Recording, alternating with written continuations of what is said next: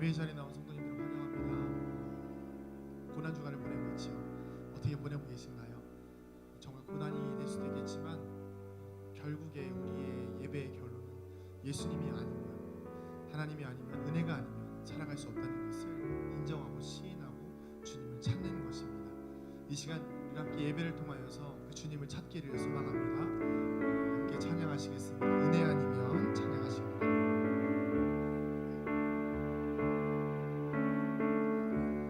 은혜 아니면 살아갈 수가 없네. 호흡마저도 다 주의 것이니 세상 평안과 위로 내게 없어. 예수 오직 예수뿐이네. 은혜 아니면 살아갈 수가 없네. 은혜 아니면 살아갈 수가 없네. 호흡마저도 다 주의 것이니 세상 평안과 위로 내게 없어. 예수 오직 예수뿐이. 우리 한 번 더 고백하겠습니다. 은혜 아니면 살아갈 수가 없습니다. 은혜 아니면 살아갈 수가 없네. 호흡마저도 다 주의 것이니 세상 평안과 위로 내게 없어. 예수 오직 예수뿐이네. 크신 계획 다 볼 수 없지만 크신 계획 다 볼 수도 없고 작은 고난에 지쳐도 주께 묻기 나의 모든 삶 버티고 견디게 하시네. 크신 계획 다 볼 수 없지만 크신 계획 다 볼 수도 없고 작은 고난에 지쳐도 주께 묻기 나의 모든 삶 버티고 견디게 하시네. 은혜 아니면 살아갈 수가 없네. 나의 모든 것 다 주께 맡기니 참된 평안과 위로 내게 주시니 예수 오직 예수뿐이네. 이 시간 같이 기도하기를 원합니다. 이 시간 같이 기도하실 때에 오늘 하루 어떻게 보내셨습니까? 지금 우리 마음속에는 무엇이 있습니까? 예배를 통하여서 또한 예배를 드리기 위해 앞서 우리에게 필요한 것은 오직 예수뿐입니다. 그 예수님의 마음이 없다면, 그 예수님의 사랑이 없다면, 우리 안에 버티고 견디게 하시는 그 은혜가 없다라고 한다면 오늘 이 시간 예배 전에 이 시작하는 시간에 앞서서 먼저 주님 우리와 함께하여 주시옵소서. 크신 계획 다 볼 수 없고 오늘도 좌절하고 절망하고 쓰러진 인생일지라도 예수님이면 충분합니다. 예수님의 사랑이면 충분하고 십자가의 사랑이면 충분하며 그 구원의 확신과 기쁨과 감격이면 충분합니다. 주님 이 시간 함께하여 주시옵소서. 이제 다시 한번 깨닫게 하여 주시옵소서. 우리 주님의 이름으로 뜨겁게 기도합니다.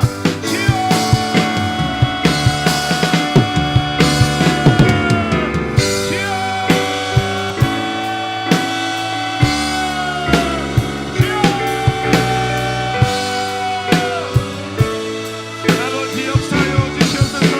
예수님이면 충분합니다. 예수님이면 만족합니다. 하나님 나의 삶에 무엇을 요구하고 있습니까? 나의 삶에 무엇을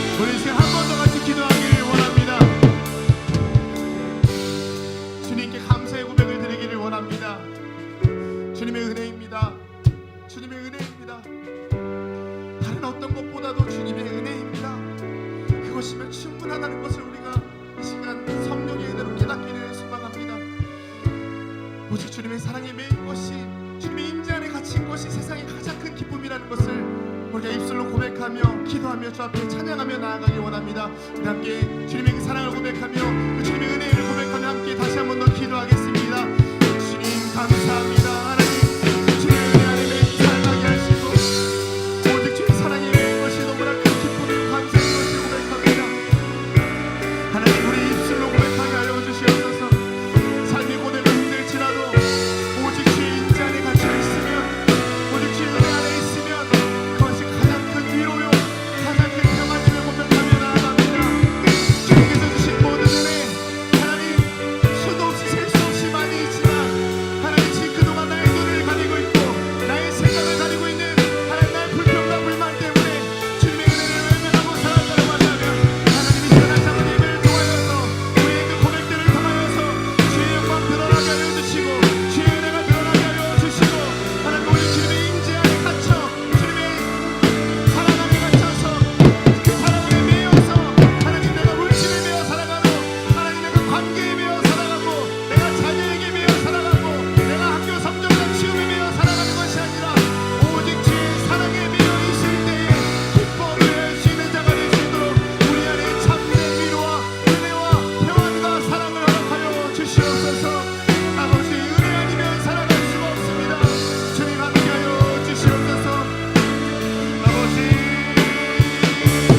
주께서 주신 모든 은혜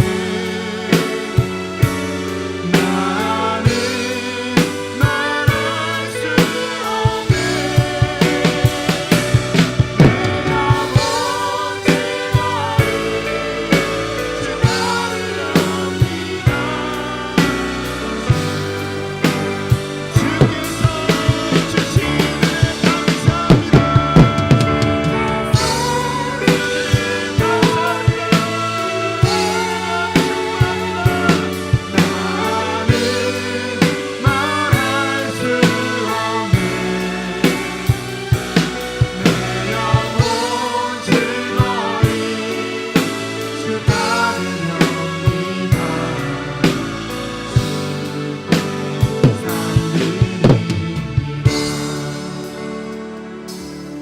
하나님, 이 시간 우리의 마음이 예수님으로 가득 차기를 소망합니다. 성령님, 우리 안에 역사하여 주시어서 그 예수님의 사랑이면 충분하다는 것을 깨닫게 하시고 하나님의 영광의 자녀로 살아갈 수 있도록 우리 안에 이 시간 함께하여 주시옵소서. 감사드리며 예수님의 이름으로 기도드립니다. 아멘. 아멘. 우리를 승리로 이끄시는 주님 앞에 감사와 영광의 박수 올립니다. 아멘. 우리 이 시간 다 함께 자리에서 일어나셔서 주님의 영광을 찬양하기를 소망합니다. 힘차게 박수 치면서 주님의 영광 찬양하겠습니다.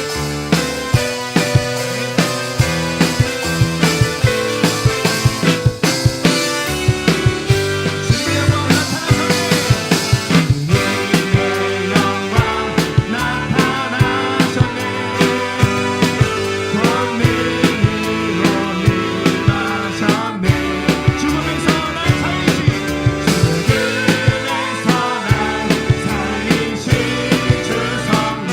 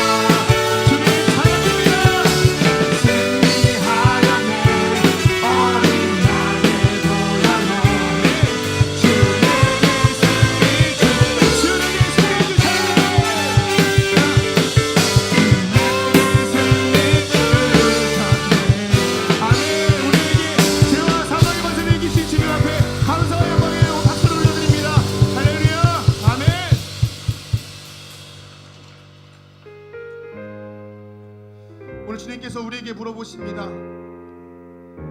그 십자가 질 수 있겠느냐? 주님, 우리는 주님께서 승리하신 것을 알기에 그 십자가 내가 지겠습니다.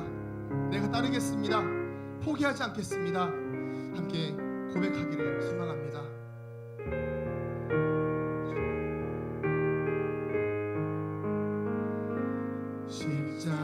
십자가를 질 수 있나? 주가 물어보시네. 죽기까지 따르오리. 성도 되라 하였다. 한 번 더 고백합니다. 십자가를 질 수 있나? 주가 물어보시네. 죽기까지 따르오리. 성도 되라 하여가.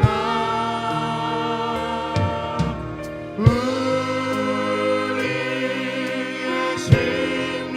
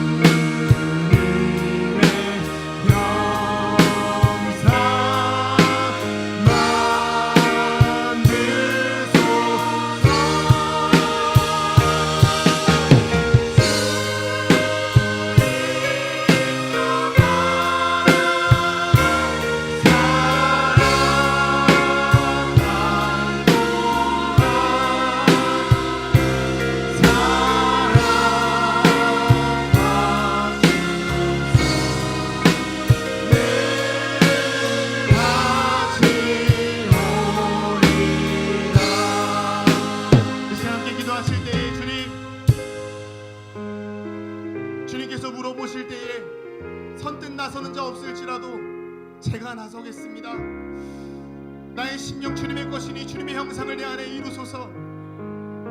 오직 예수님이면 충분하다는 그 고백이 결국에는 주님을 위해 사는 삶으로 이어지게 하여 주시옵소서.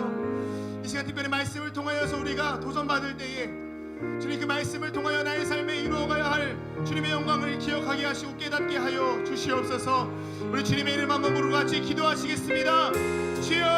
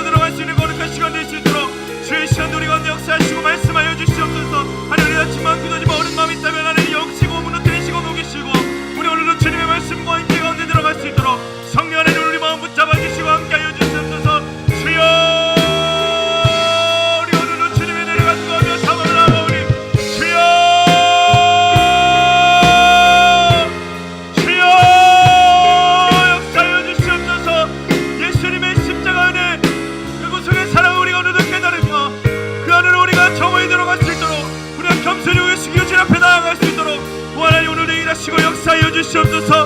우리가 주님의 신을 기억하며 우리를 위해 죽으신 주님, 우리의 생명 주신 그들을 기억하며 나아갈 수 있도록 우리 마음의 깊이 새길 수 있도록 십자가를 바라보며 주님 편에 생명을 올려드릴 수 있도록 하나님의 역사해 주시고 말씀하시고 재우시고 성령 하나님의 하시고 임재하여 주시옵소서. 주여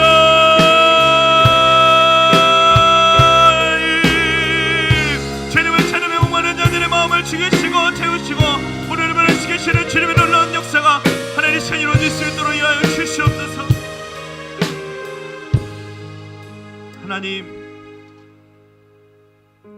우리 오늘도 주님의 은혜를 사모하고 간구하는 마음으로 주님 앞에 나아가오니 이 시간도 우리 마음 가운데 예수 그리스도 십자가를 풍부하게 허락하여 주시옵소서. 하나님, 우리가 주님의 인생을 기억하며 주님의 달리신 십자가를 바라보며 기억할 때에 주님의 은혜와 사랑과 자비가 우리 마음 가운데 깊게 새겨지는 은혜 시간 되게 하여 주시옵소서. 그래서 우리의 주 되신 주님 앞에, 우리의 구원자 되신 예수 그리스도 앞에 내 생명 십자가 지고 끝까지 걸어가겠다고 다짐할 수 있고 결단할 수 있는 은혜 예배 시간 될 수 있도록 성령 하나님 일하시고 채워 주시옵소서. 오늘도 은혜를 삼하는 마음으로 주님 앞에 나아가오니 이 예배와 우리의 심령 가운데 역사하여 주시옵소서. 감사하며 예수 그리스도의 이름으로 기도합니다. 아멘. 우리 말씀 찾겠습니다. 말씀은 누가복음 23장 28절에서 31절까지 말씀입니다.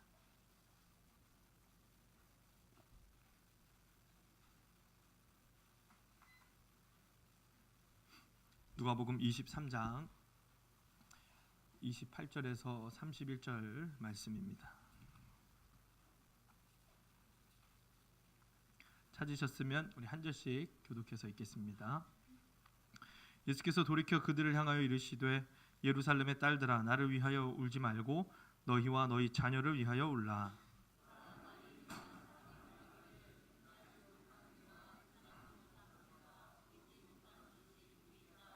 그때 사람이 산들을 대하여 우리 위에 무너지라 하며 작은 산들을 대하여 우리를 덮으라 하리라. 푸른 나무에도 이같이 하거든 마른 나무에는 어떻게 되리오 하시니라. 아멘. 할렐루야. 네, 오늘도 이 사순절 특별히 고난주간 한가운데 수요 예배 은혜를 사모하는 마음으로 또 십자가를 묵상하고 기억하는 마음으로 예배에 나오신 여러분들 한 분을 한 분을 환영하고 축복합니다. 계속해서 저는 사사기의 말씀을 쭉 살펴보고 있었는데 오늘 설교를 기억하고 준비하면서 이 누가복음의 말씀 오늘 우리 함께 읽은 본문의 내용들이 계속 이렇게 묵상되어지더라고요. 그래서 사사기의 말씀을 잠깐 멈추고 오늘 여기 나와 있는 이 누가복음 23장의 말씀을 중심으로 은혜를 좀 나누려고 했는데 문득 설교를 준비하면서 드는 생각이 이게 새벽 예배 본문이랑 또 겹치더라고요. 제가 그거까지는 생각을 못했는데 담임 목사님 부어주시는 그런 또 영적 흐름에 참 맞았으면 좋겠는데 어쨌거나 또 우리 성도님들께서도 깨어있는 마음으로 같은 본문이라 할지라도 하나님 주시는 또 다른 은혜를 사모하는 마음으로 또 말씀 가운데 집중하실 수 있기를 바랍니다. 말씀드린 것처럼 오늘이 고난주간의 어쩌면 한 복판 한 가운데에 있는 수요일 저녁입니다.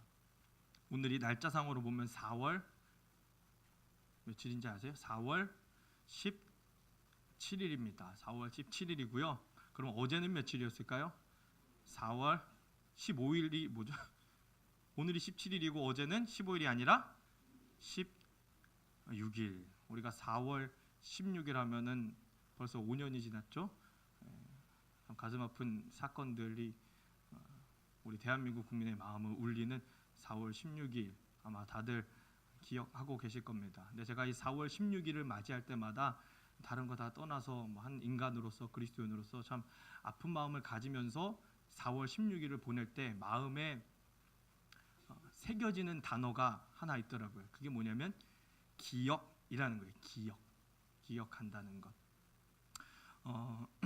어떤 한 사람이 기억에 대해서 이렇게 정의 내리는 기사를 제가 봤습니다.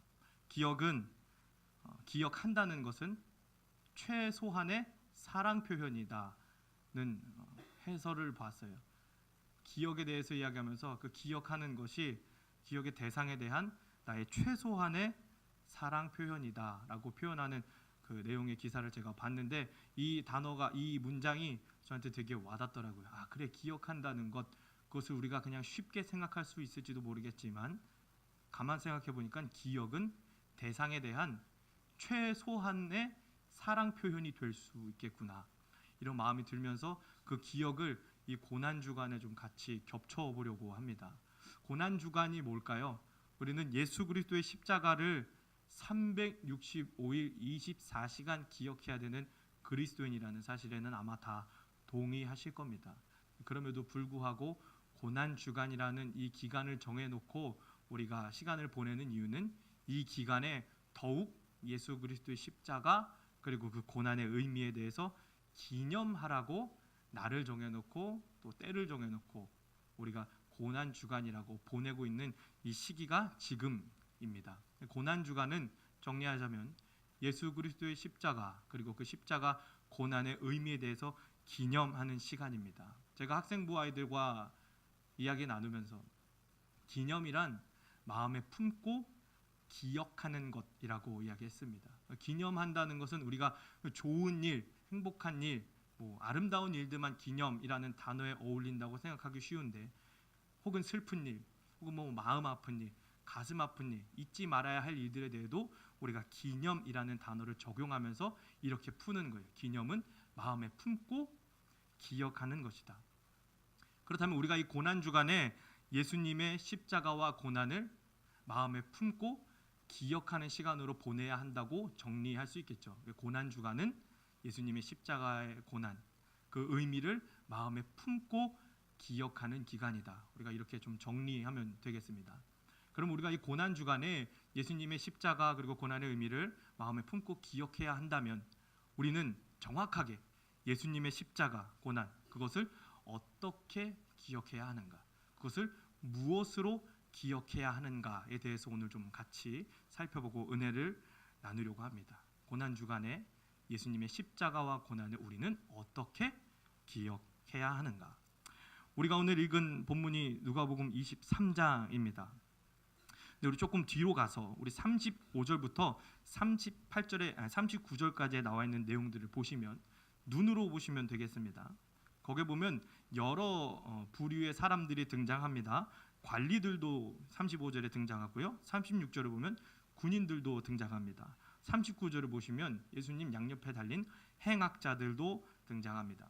중요한 것은 23장 35절부터 39절 사이에 나타나는 이 부류의 사람들, 관리들, 군인들, 행악자들이 하나같이 예수님을 비방, 예수님을 조롱하고 있다는 것을 우리가 눈으로 보고 확인할 수 있습니다. 관리들, 군인들, 또 행악자들, 그리고 거기를 둘러싸고 있는 백성들과 많은 사람들은 사실 예수님을 십자가에 못 박은 당사자들입니다. 그 예수님을 십자가에 못 박은 당사자들이 예수님에 대해서 비방하고 조롱한 그 내용들을 요약하자면 이런 겁니다. 당신이 메시아라고 하면서, 당신이 유대인의 왕이라고 하면서, 당신이 하나님의 아들이라고 하면서 왜 당신은 당신 스스로를 구원하지 못하는가? 이러한 내용으로 비방하고 조롱합니다. 우리가 지금 누가복음을 살펴봤지만 마태복음, 또 마가복음, 요한복음에 표현은 여러 가지로 되고 있어요. 뭐 유대인의 왕이라고 하기도 하고, 예수 그리스도라고 하기도 하고, 뭐 하나님의 아들이라고 하기도 하고. 근데 뭐 그거는 전하고자 하는 의도에 따라서 표현이 조금 다르지만 정리하자면 이거예요. 당신이 메시아라면서, 유대인의 왕이라면서, 그리스도라면서, 하나님의 아들이라면서 왜 스스로를 구원하지 못하는가 하고 비방하고 조롱하고 있는 내용이 우리가 읽은 35절부터 39절에 나와 있는 내용입니다. 왜 이렇게 비방하고 조롱할 수밖에 없었는지에 대해서도 우리가 좀 살펴보자면, 그때 당시 유대인들, 뭐 관리들, 그리고 거기 많은 백성들, 바리새인들, 또 많은 율법 학자들이 예수님을 십자가에 못 박을 수밖에 없는 이유, 그리고 이렇게 비방하고 조롱할 수밖에 없었던 이유들에 대해서 아마 잘 아실 거예요. 이 유대인들이 기대했던 메시아에 대한 어떤 그림이, 이미지가 있었습니다. 이 유대인들이 기대했던 유대인의 왕의 모습, 어떤 롤 모델 같은 것이 있었던 거예요. 그것이 다윗이었고, 마치 다윗처럼 이 이스라엘을, 우리 예루살렘을 강력하게 통치하고 우리에게 새로운 번영과 중흥을 가져올 어떤 카리스마 있는 정치적 인물, 카리스마 있는 군사적 인물을 이스라엘 백성들, 유대인들이 기대했던 거예요. 그런 사람이야말로 메시아다.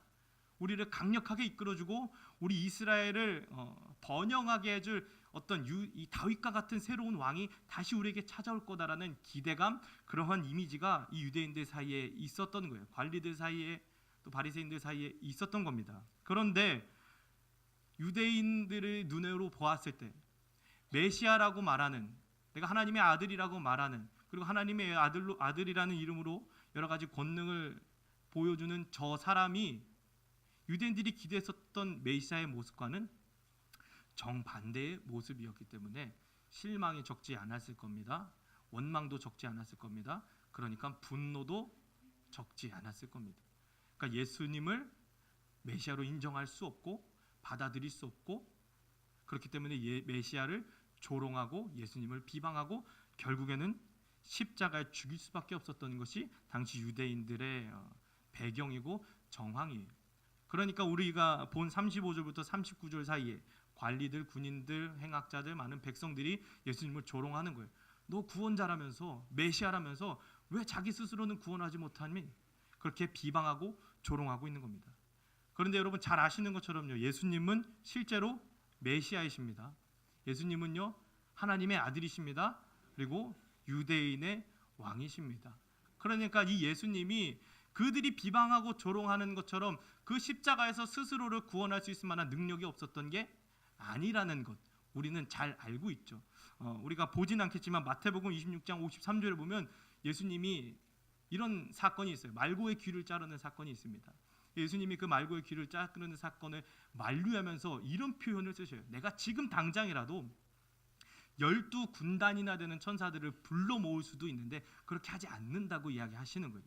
그러니까 예수님이 능력이 없어서가 아니라 예수님이 그렇게 십자가에 달리시는 것, 스스로를 구원하지 않는 것이 예수님의 어떤 의도가 담겨있는 행위라는 걸 우리가 생각해 볼 수 있는 겁니다. 그렇게 비방하고 조롱하는 관리들, 군인들, 행악자들을 향해서 예수님이 웃기지 마, 나 예수야, 내가 하나님의 아들이야, 내가 12군단이라도 지금 당장 불러낼 수 있어 하고 역정을 내고 반박한 것이 아니라 그들에 대해 예수님이 뭐라고 대답했는지 우리 누가복음 23장 34절의 말씀을 보겠습니다. 34절입니다. 시작. 이에 예수께서 이르시되 알지 못함이니이다 하시더라. 그들이 그의 옷을 나눠 제비 뽑을세. 예수님을 십자가에 못 박는데 가담했었던 그 많은 백성들, 관리들, 군인들, 행악자들. 그래서 심지어는 지금 예수님을 비방하고 조롱하고 있는 그들을 향해 저주한 것이 아니라 반박한 것이 아니라 스스로를 변호한 것이 아니라 하나님께 저 사람들은 자기들이 하는 것을 알지 못하니 용서해 달라고 용서를 비는 예수님의 대답을 우리가 들을 수 있습니다. 예수님을 제대로 알지 못하고 예수님을 제대로 기억하지 못하는 그들의 무지함에 대한 용서를 예수님께서 구하고 있는 겁니다. 지금 여기 있는 이 백성들, 유대인들, 관리들, 군인들, 행악자들은요, 예수님을 제대로 알지 못하는 거예요. 그리고 자기들이 지금 예수님에 대해서 무엇을 하고 있는지에 대해서도 무지한 상태입니다. 예수님이 어떤 분인지 제대로 알지도 못하고 무지하기 때문에 예수님을 무엇으로 기억해야 하는지도 잘 모르는 사람들이에요. 그러면 이러한 상황과 이러한 배경 속에서 우리는 예수님을 어떻게 기억해야 하는가? 우리는 예수님을 무엇으로 알고 무엇으로 기억해야 하는가의 문제는 굉장히 중요한 문제라는 사실을 우리가 생각해 볼 수가 있습니다. 그래서 우리가 다시 한번 정리하자면 예수님을 우리는 무엇으로 알고 무엇으로 기억해야 하는가에 대한 문제를 지금 생각해 보려고 하는 겁니다. 자, 오늘 본문의 시간을 조금 거슬러 올라서 우리가 읽은 본문 골고다의 예수님에 대해서 좀 한번 살펴보겠습니다. 우리 26절부터 27절까지 한번 읽어보겠습니다. 26절부터 27절입니다. 시작. 그들이 예수를 끌고 갈 때에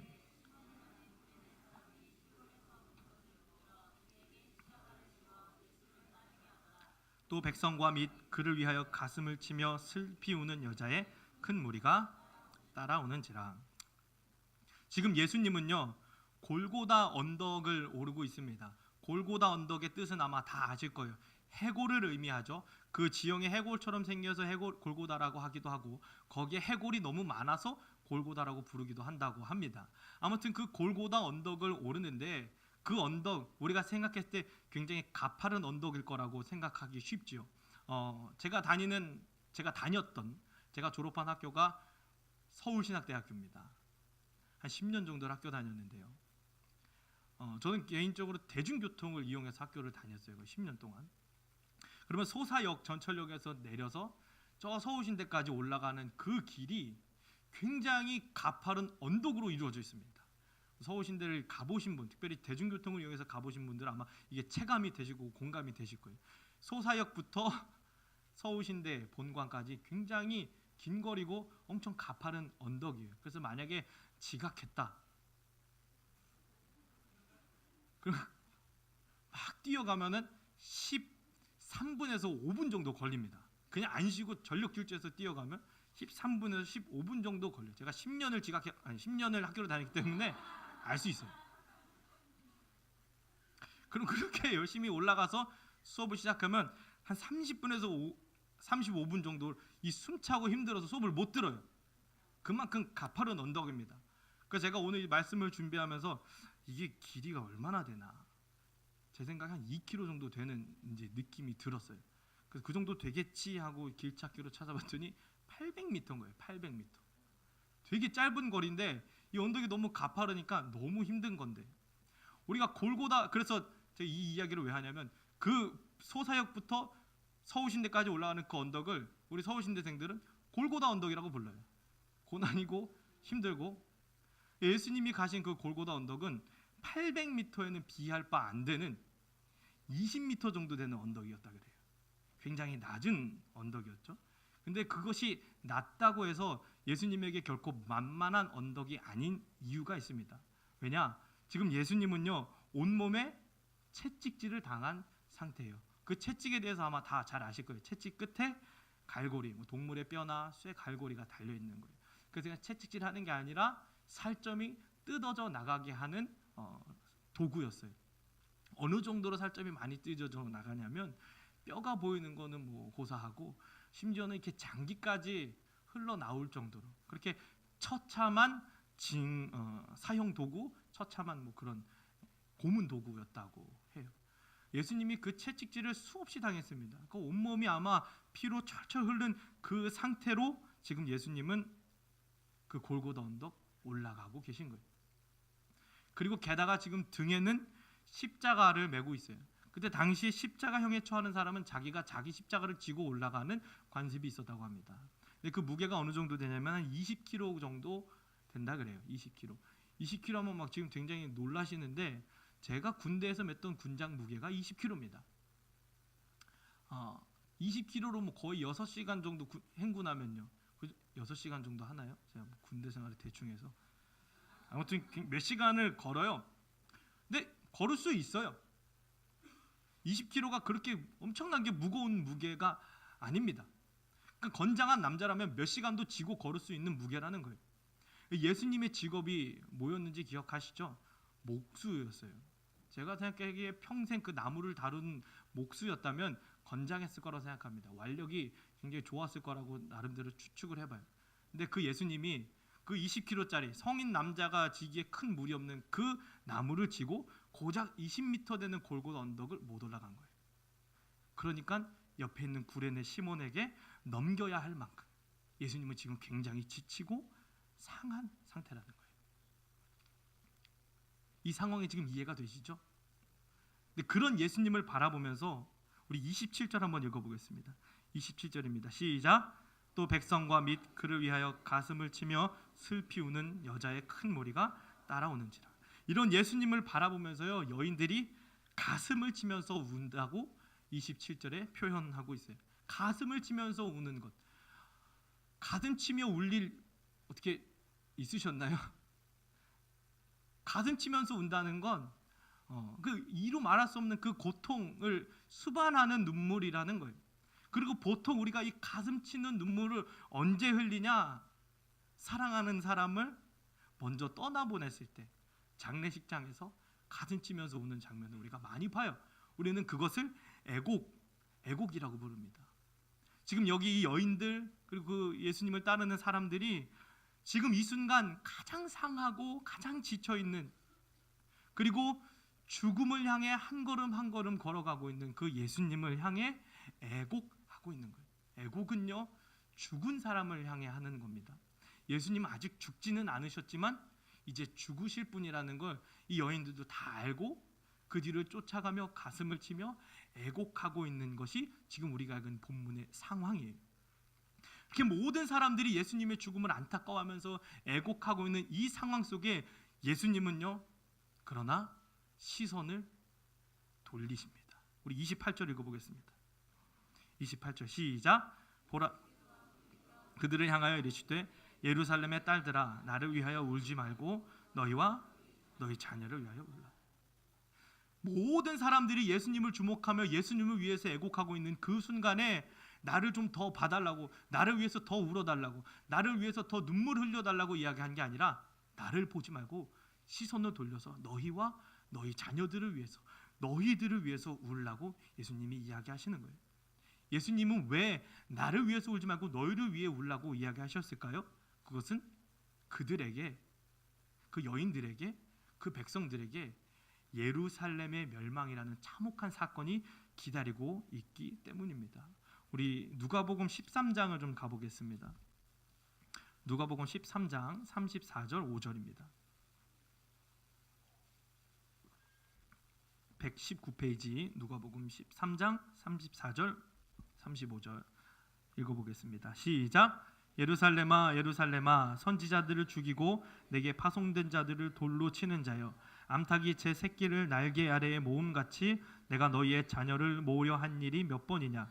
그러나 너희가 원하지 아니하였도다. 보라, 너희 집이 황폐하여 버린 바 되리라.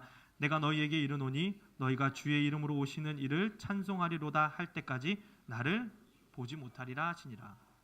지금 이스라엘 백성들, 정확히 이 예루살렘 사람들이 어떤 상태에 처해 있냐면, 하나님께서 그 구약 시대 동안 계속해서 선지자를 보내주셨어요. 이스라엘 백성들이 회개할 기회를 주셨습니다.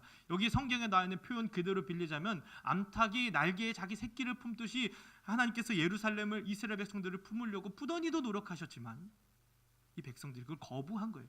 하나님을 거부하고 하나님의 구원을 거부한 것이 이스라엘 백성들이라는 거예요. 그럼 그들에게 남은 것은 무엇이냐? 다시는 하나님을 보지 못하고, 그리고 역사적으로 보았을 때 예루살렘이 멸망하는 그런 참혹한 대가를 이스라엘 백성들이 치러야 했던 거예요. 지금 이 순간 여기 누가복음 23장으로 다시 돌아와서 그 골고다 20m짜리 언덕 20kg짜리 십자가 매면서 온몸에 피를 철철 흘려가면서 가장 지쳐있는 가장 상해 있는 그 예수님, 모두가 예수님을 향해서 애곡하고 있는 그 상황 속에서 지금 이 순간 이 예수님의 관심은 가장 아프고 가장 상하고 죽어가고 있는 자기 스스로를 향한 것이 아니라 예수님의 모든 관심은 하나님을, 구원을 거부하며 멸망당할 사람들을 향해 있다는 거예요. 이 분위기를 보세요. 여기서 가장 힘든 게 누굽니까? 가장 지쳐있는 게 누굽니까? 가장 죽음과 사망에 가까운 것이 누굽니까? 가장 멸망이라는 단어와 잘 어울리는 것이 누굽니까? 예수님 자신이에요. 그래서 모두가 예수님을 위해서 애곡하고 있는 그 순간에도 예수님의 모든 관심은 죽어가는 나 자신이 아니라 죽어갈, 멸망당할 그 백성들, 그 사람들을 향해 예수님의 모든 관심이 쏠려 있다는 거예요. 여러분, 우리는 예수님을 어떻게 알고 기억해야 할까요? 우리 시간을 조금 더 거슬러 올라가 볼까요? 우리 22장 39절부터 46절에 나와 있는 내용을 보시면 아주 유명한 성경 속 사건이 하나 등장합니다. 22장 39절부터 46절을 보시면 감난산으로 올라가십니다. 우리가 잘 아는 예수님의 겟세마네 기도가 등장합니다. 이 겟세마네 기도의 내용들 아마 다 잘 아실 거예요. 아버지여, 이 잔을 내게서 옮겨 주시옵소서. 그러나 내 뜻대로 마시고 아버지의 원대로 하옵소서 하는 이 기도, 이 감난산 겟세마네의 기도가 여기 나와 있는 39절부터 46절에 나와 있는 내용입니다. 루터 아시죠? 루터가 이런 표현을 했습니다. 이 세상에 모든 사람들 중에 예수님처럼 죽음을 두려워했던 사람은 없을 것이다 라고 표현했어요. 굉장히 모순되지 않나요? 우리가 생각했을 때 예수님은 죽음에 대한 두려움이 전혀 없을 거라고 생각하기 쉽죠. 왜? 예수님은 하나님이시잖아요. 죽음에 대한 두려움이 전혀 없을 거라고 우리는 생각하기 쉽습니다. 그런데 루터가 말한 이 표현이 어쩌면 더 정답인 것 같아요. 이 세상에 예수님처럼 죽음을 두려워한 사람은 아마 없을 것이다. 왜 그럴까요? 예수님은 이 죽음의 의미에 대해서 정확하게 아셨기 때문이에요. 예수님이 겟세마네 기도에서 마음이 심히 고민되고 눈물을 흘리면서 땀이 피처럼 흐를 정도로 그렇게 겟세마네에서 씨름하셨던 이유는 그 죽음 앞에, 그리고 그 죽음을 향한 하나님의 뜻에 순종할 수 없기 때문에 마음이 고민되고 하나님 앞에서 기도하고 탄식했던 것 아닙니까? 예수님이 왜 하나님께 순종하지 못했습니까? 그 죽음이 얼마나 두려운 죽음인지 알고 있었기 때문에, 그 죽음이 얼마나 어마어마한 의미를 가지고 있는 것인지 알고 있었기 때문에 두려워하면서 하나님께 순종할 수 없어 마음이 심히 고민된다고 성경에 적고 있는 거예요. 예수님은 그 죽음을 왜 두려워하셨습니까? 왜 고민하셨습니까? 그 죽음에는 하나님의 진노, 하나님과의 단절, 하나님의 저주가 담겨 있다는 것을 이 세상 그 누구보다 예수님이 가장 잘 아셨기 때문에 예수님은 그 겟세마네에서 십자가를 하루 앞에 두고 그렇게 심히 고민하는 마음으로 울며 밤새도록 기도하셨던 거예요. 그 죽음의 의미가 얼마나 처참한 것인지 알고 계셨기 때문에, 하나님과 단절된다는 것이 얼마나 가장 큰 저주인지를 예수님이 알고 계셨기 때문에 그 겟세마네에서 그렇게 고통스럽게 기도하셨던 거예요. 그런데 그럼에도 불구하고 그가 끝끝내 이 잔을 내게서 옮겨달라고 기도한 것이 아니라 아버지의 뜻대로 순종하겠다고 고백할 수 있었던 그 이유는 무엇이냐? 예수님께서 그 저주, 그 죽음을 감당하지 않으시면 그 하나님의 진노, 하나님과의 단절, 하나님의 저주가 인간들을 향해 갈 것을 알고 있었기 때문에, 내가 당하지 않으면, 내가 죽지 않으면 사람들이, 백성들이, 수많은 인간들이 멸망당해야 됐기 때문에 그 하나님의 진노가 사람들을 향하지 않기를 원했던 그 마음으로 예수님은 그 십자가, 그 어마어마한 진노의 잔을 들이키신 거예요. 여러분, 우리는 예수님을 어떻게 알고 기억해야 할까요? 우리 시간 한 번만 더 거슬러 올라가 볼까요? 22장 19절부터 20절의 내용입니다. 22장 19절에서 20절의 내용을 보시면 우리가 예수님을 어떻게 알고 기억해야 되는지 명확하게 알 수 있습니다. 22장 19절부터 20절의 말씀 한번 읽어보겠습니다. 시작. 또 떡을 가져 감사기도 하시고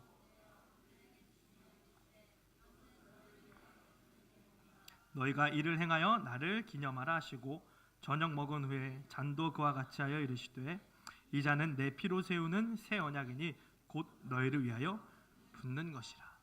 이 누가복음 22장 19절부터 20절의 내용을 보면 우리가 이 고난 주간에 그리고 앞으로 평생 살아가면서 예수님을 어떤 분으로 알고 기억해야 되는지 명확하게 드러나고 있습니다. 예수님은요, 떡을 나누시면서 그리고 잔을 나누시면서 이런 표현을 쓰시는데요. 너희는 나를 기념하라는 표현을 사용하고 계십니다.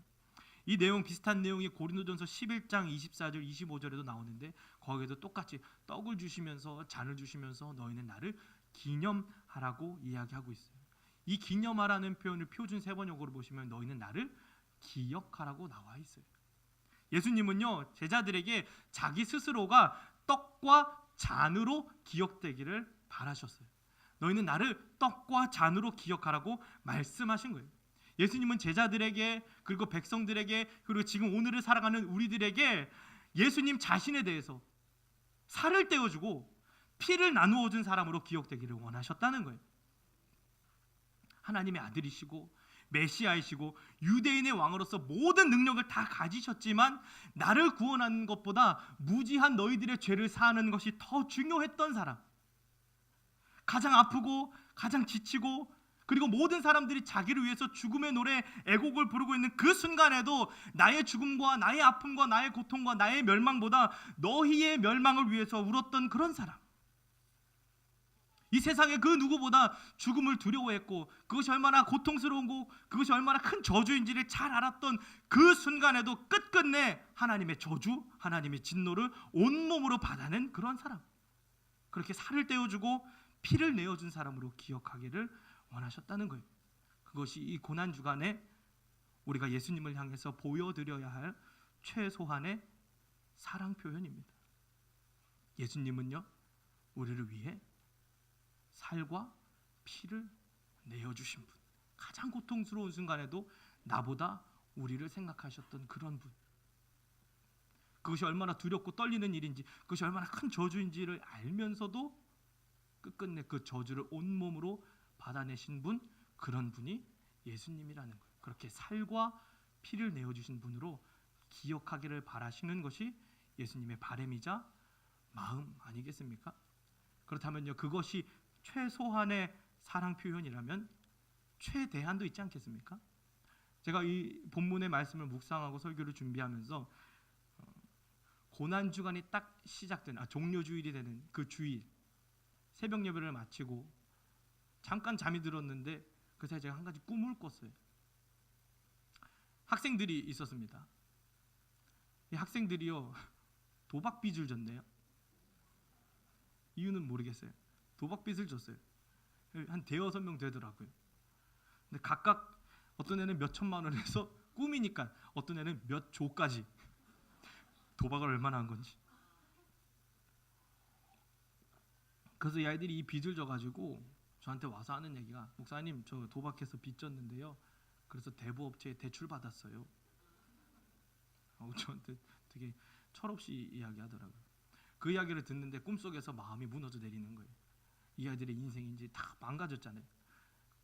대부업체 아시죠?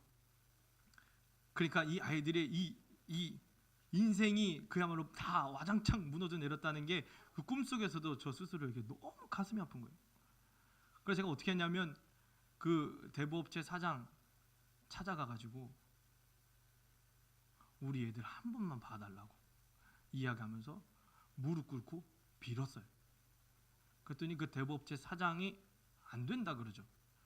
근데 옆에 있었던 한 관련된 관련인이 저한테 와서 저 대부업체 사장의 아내에게 가서 사정해 보라는 거예요. 또 아내에게 가서 또 무릎을 꿇고 싹싹 빌었어요. 제가 목사인데요, 돈은 가진 게 하나도 없어요. 근데 쟤네들 너무 불쌍하잖아요. 한 번만 봐달라고 막 엉엉 울면서 그 아줌마 바지가랑이 붙잡고 무릎 꿇고 사정사정했습니다. 꿈 얘기입니다. 그러자 그 아주머니가 결론적으로는 알겠다고, 내가 그냥 한번 넘어가겠다고, 그래서 애들이 진 그 도박빚을 다 그냥 탕감해 준 거예요. 꿈속에서. 그 순간 저 무릎 꿇었죠, 눈물 다 흘렸죠, 엄청 자존심 상하는 일인데 그런 거 뭐 전혀 생각 안 나고 애들한테 가서 제가 직접 말하지도 않았는데 그 제 마음이 어땠냐면 아이들이 스스로 이 빚이 탕감된 걸 스스로 느끼고 엄청 기뻐했으면 좋겠다는 마음이 드는 거예요. 제가 무릎 꿇어서 막 자존심 상하고 거기서 울고 부고해서 창피하고 이런 거 전혀 생각 안 나고 애들이 야 우리 도박빚 1,000만 원 몇 줘? 그거 다 없어졌대. 대박이다 최고다 하면서 행복했으면 하는 마음이 꿈속에 제 안에 드는 거예요. 그리고 두 번째는 어떤 마음이 드냐, 그래서 얘네들이 저를 더 좋아해 줬으면 하는 마음이 드는 거예요. 야 우리 목사님 대박이야. 가가지고 우리 도박했는데 몇 천만 원 빚 줬는데 그 목사님 다 없어졌어. 나 우리 목사님 너무 좋아. 최고야. 제일 좋아. 이렇게 얘기해 주기를 바랬던 마음이 꿈속에서 느껴지면서 꿈을 깼어요. 예수님 생각이 나더라고요.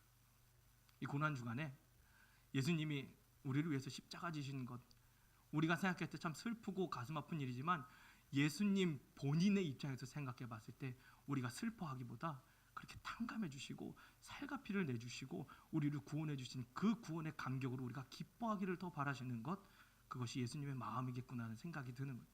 그리고 그래서 예수님을 더 사랑하고 더 좋아하길 바라는 것이 어쩌면 예수님의 마음과 더 가까운 것이 아닐까라는 생각이 드는 겁니다. 우리가 고난주간을 맞이하면서 기억해야 할 것, 예수님은 자기 모든 것을 다 포기하시고 나보다 너희들을 더, 자신의 죽음보다 백성들의 멸망을 더, 자기의 아픔보다 사랑하는 아들 딸들의 아픔을 더 중요하게 여기시고 살과 피를 내어주신 분임을 우리가 기억하고 그리고 그것을 기뻐하고 그것을 감격하고 그래서 우리 예수님을 더 사랑하는 그 마음을 갖는 것, 그것이 어쩌면 우리가 이 고난주간에 해야 할 가장 최대한의 사랑 표현이 또 아닐까. 그래서 결국에는 예수님이 하셨던 것처럼 우리도 그 십자가를 지고 살아가는 것, 나 중심으로 나 위해서 나 살고자 사는 인생이 아니라 예수님 하셨듯 너를 위해서, 당신을 위해서, 다른 성도님, 다른 집사님, 권사님 위해서 사는 그런 예수님의 십자가의 삶을 본받는다면 어쩌면 그것이 예수님을 향한 이 고난주간 우리의 가장 큰 사랑 표현이 아닐까 이렇게 생각합니다. 이제 고난주간을 마치고서도 우리가 평생 신앙생활을 하시면서 이 예수님의 십자가 사랑을 다시 한번 기억하시고 그것으로 기뻐하시고 그리고 더 사랑하는 마음으로 죽기까지 십자가의 길 걸어가시는 저와 여러분 다 되기를 소망합니다. 우리 함께 기도하고 우리 십자가를 질 수 있나 함께 찬양하겠습니다. 하나님, 우리가 고난주간을 맞이하며 예수님의 십자가의 의미를 다시 한번 생각해 봅니다. 우리 참 연약하고 죄 많은 인간들이지만 그럼에도 불구하고 끝까지 사랑하셔서 살과 피를 다 내어주신 예수님을 우리 마음 가운데 품고 기억하는 삶 살기를 원합니다. 하나님, 그리고 우리가 그렇게 살과 피를 내어주신 예수님을 인하여 기뻐하고 감격하고 감사하고 행복해하며 영광 올려드리는 그 예수님을 더 사랑하는 마음으로 예수님의 뜻에 순종하며 예수님이 사셨던 것처럼 살아가는 십자가의 길 걷는 우리 모두가 되게 하여 주시옵소서. 감사하며 예수 그리스도의 이름으로 기도합니다. 십자가를 질 수 있나 주가 물어보실 때 죽기까지 따르오리 저들 대답하였다. 십자가를 질 수 있나? 십자가를 질 수 있나 주가 물어보실 때 죽기까지 따르오리 까지 따르오리 성도 대답하였다. 우리의 심령 우리의 심령 주의 것이니 주님의 영상 주님의 형상